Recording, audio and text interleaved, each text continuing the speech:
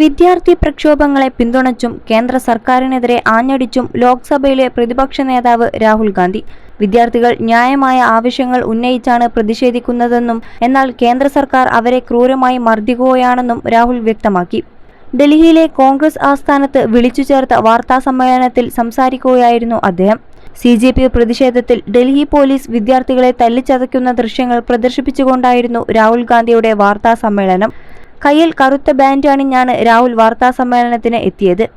നിലവിലെ ഭരണത്തിന് കീഴിൽ രാജ്യത്തെ വിദ്യാഭ്യാസ സമ്പ്രദായം പൂർണ്ണമായും അട്ടിമറിക്കപ്പെട്ടിരിക്കുകയാണെന്ന് രാഹുൽ ഗാന്ധി പറഞ്ഞു. കേന്ദ്ര വിദ്യാഭ്യാസ മന്ത്രി ധർമ്മേന്ദ്ര പ്രധാൻ അഴിമതിക്കാരനെന്ന് വിശേഷിപ്പിച്ച രാഹുൽ അദ്ദേഹത്തിന്റെ രാജി ആവശ്യപ്പെടുകയും ചെയ്തു. വിദ്യാർത്ഥികൾ ധർമ്മേന്ദ്ര പ്രധാനിന്റെ രാജി ആവശ്യപ്പെടുന്നത് തികച്ചും ന്യായമായ കാര്യമാണ്. അദ്ദേഹം അഴിമതിക്കാരനും ഈ ജോലിക്ക് പറ്റാത്ത വ്യക്തിയുമാണ്. അദ്ദേഹത്തെ ഉടനടി സ്ഥാനത്തു നിന്നും പുറത്താക്കണം, രാഹുൽ വ്യക്തമാക്കി. കഴിഞ്ഞ 10 വർഷത്തിനിടെ 152 പേപ്പറുകളാണ് ചോർന്നത്.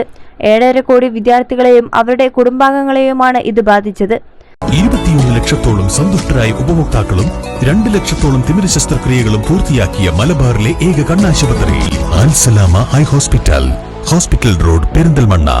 രാജ്യത്തെ പരീക്ഷാ സമ്പ്രദായത്തെ തന്നെ ഇത് അട്ടിമറിച്ചു, രാഹുൽ ഗാന്ധി പറഞ്ഞു.